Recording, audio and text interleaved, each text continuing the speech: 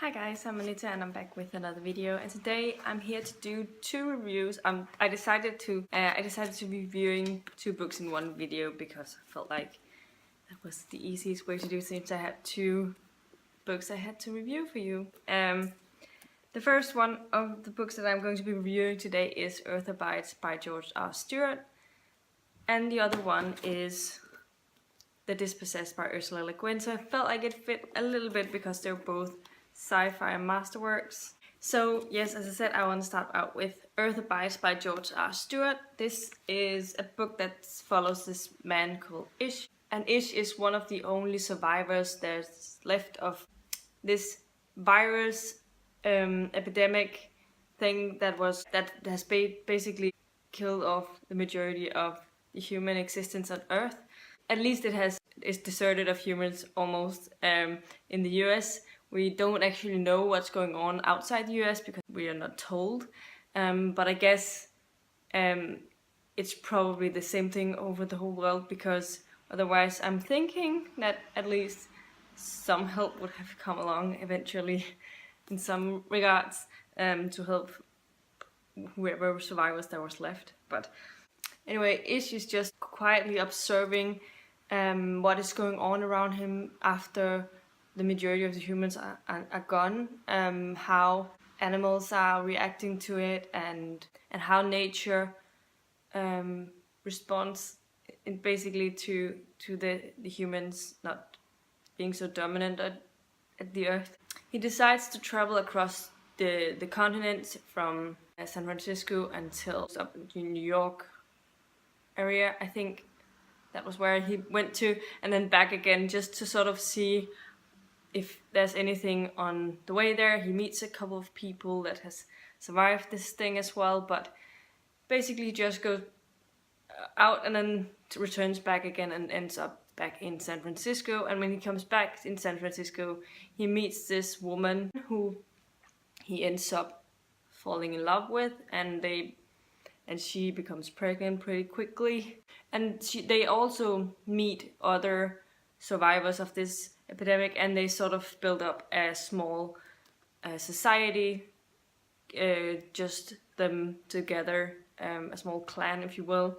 And as the years go by, obviously the clan becomes bigger with kids and grandkids and whatnot. So that is basically the gist of the plot. One of the things that I really enjoyed about this book was sort of the quietness of it, because usually when you read sort of these post-apocalyptic books, they're filled with action, all of these noisy things that just pops out at you because they want you to stay focused on the reading, and it's very much more plot focused than this. This is very where we just quietly observing sort of you're just slowly getting to know things about the animals of the world, how the animals are faring when there's not a lot of humans to take over, and which animals actually turns out to rule over the others now that the humans are so infrequent or are so rarely seen. It's difficult to explain, but I felt that was really something that got to me. Also got me thinking about how awful us humans treat the Earth. I mean, we know that the environment and all of that, it's not good with the global warming, and it's all due to us and how we've been doing things just for our own benefits of our egoistic sort of ways, and how it's infecting all of the animals, all of the nature around us. And then this was nice to see how it would be without the humans, how the nature will evolve from that. So that was definitely one of the best things about this book. One of the cons that I found in this, one of the negative things, is that there were quite a few racist comments in this book. I guess you can forgive it because it was written in '49, in the 40s, just after World War II, and there was still it was still illegal to be married between white and black. So I guess partly you could tell it, but it just unnerved me, and it it grated on my nerves a lot when I noticed these things. This was also a book that I body read with two other girls, Rachel from Kalanadi and Linnea from Robert Maria Reviews. One of the other things that really didn't sit well with me, being probably because I'm a logic thinking person and think that for me to survive I'll have to think into the future as well, but the majority of this clan, this society, they never thought one moment about what will happen in the future. It went as far as they never even tried to look at where their water supply came from at all. They just expected it to just be there forever without any problems at all. And it was just weird. And also with all of the other things, they just kept using things and they never even thought about how are they going to reproduce these things, because one day they were going to run out because there's not anyone making these things anymore. And also, it seemed wrong that they could live off the same canned food for 22 years and they're still eating canned food from before the epidemic, and that's really weird. Yeah, so those things definitely didn't feel to me like the author hadn't really thought all the way through this. I know that canned food can be eaten for a long time, but definitely not for 22 years. It's probably 5-6 years, yes, but 22 years is probably yeah. And another thing that bothered me a little bit when I was reading this was the structure of the writing style, because the majority of the book, I actually the sort of the first part and the third, I don't know, there was just some passages in here where they were called the quick years, where he in like 20 pages described in one paragraph what happened during a specific year, after he's just been talking slowly and quietly about everything that happened before then he spent 20 pages or something going through the quick years. And it happened again by the end of the book, that they did the same thing again with a couple of quick years, to see, just because they want us to know how follow Ish from the beginning until basically he's in the 70s when this is ending.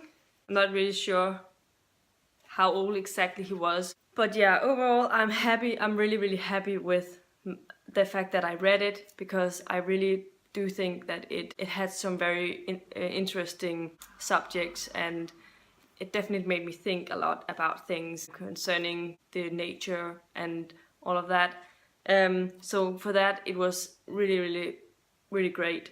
And then I also just wanted to give you the last sentence in this book, and that is, "Men go and come, but earth abides." And that sentence just makes this book make a lot more sense. And I end up on a 3 stars for this, but definitely don't think that it's not worth reading just because I gave it a little bit lower rating. That is concerning the racial comments and the writing style and sort of those things, and where I felt like the author didn't really think too much about things, did not research things too much, but other places where he just did it excellently.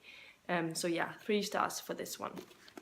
The next book I wanted to review for you is The Dispossessed by Ursula K. This is another SF Masterwork, and it's another book that I body read. I body read this with Rhea from Bafinkin. And this book follows a Shevek who is a physicist, and he lives in a world where there's 2 separate planets, with a civilization on both planets, obviously. And the 2 planets are pretty similar in how they can live on it, like similar to Earth in that way. For the longest time, there was no actual traveling between the 2 planets. There was only like some trading between the 2 planets where it seemed necessary or seemed prominent for either planet. But it changes after Shevek decides that he wants to travel to one of the other planets. The 2 planets are called Uras and Anares, and they both have different sort of ruling. One of them is more like a socialist sort of ruling, and the other one is a more of a capitalist sort of ruling. It's sort of close to how it is today on our Earth, in our sort of world. Shevek lives on Anaris, which is the planet that has the more socialist ruling, where everyone are equally treated. They all have the same, and no one is above the other sort of ruling. But as he's sort of digging into things, he find out some things about Anaris that he was not really happy to find, and that doesn't sit well with him concerning his planet, and therefore he decides to travel to the other planet to figure out if there's another way of living, if there's a better way of living. So that is the basic plot of this story. And for me, it was really great to see sort of the very distinguishing way that these two planets, that Ursula wrote these two planets. She was very good at portraying both good things and bad things from both versions. Like you can definitely see there was corruption in on Yodas as well as you came along, and I felt like that was something that was really working well with the story. This book was also written in the mid-70s, so just in the middle and the height of the Cold War, and with Germany with the Iron Curtain all the way down through Berlin to divide them into Eastern and Western part of Germany and all of that. So I definitely think that it's inspired her when she was writing this story. It's definitely something both me and Rhea were discussing, that seemed like that this was where she'd gotten a lot of those inspirations from. But one of the best things about this book is Ursula Le Guin's writing. Her writing style is so engaging, and you just want to keep on reading. And just to show you, I'll read the first paragraph of this book just to make you hear how she's writing. There was a wall. It did not look important. It was built of uncut rocks roughly mortared. An adult could look right over it, and even a child could climb it. Where it crossed the roadway, instead of having a gate, it degenerated into mere geometry, a line of an idea of boundary. But the idea was real. It was important. For 7 generations, there had been nothing in the world more important than that wall. And that's just the first paragraph. I feel like the writing is just super engaging and would want to keep you reading. And I definitely think everyone should check out this book. This is the first book I read from Ursula Le Guin, but it will definitely not be my last. Absolutely loved the message that she came through with it. And also, this book solidly follows the perspective of Shevek, and you really get a very distinct impression of how Shevek is as a character, how he looks, how he acts. He's very, very well defined. But where this is a little flawed is that all of the other characters surrounding him, they're very, very flat. I don't feel like it was very easy to feel connected to the other characters. And that's a little sad, but I absolutely loved Shevek's character and following him. The lack of being able to connect with the other characters is basically what makes me not give this book 5 stars. Because other than that, I don't have very many critiques. I really absolutely love this book, and I gave it 4 out of 5 stars. So this was all I had for you today, and let me know in the comments down below if you've read any of the books and what you thought of them. Are you interested in picking any of the books up now that I've been talking about them?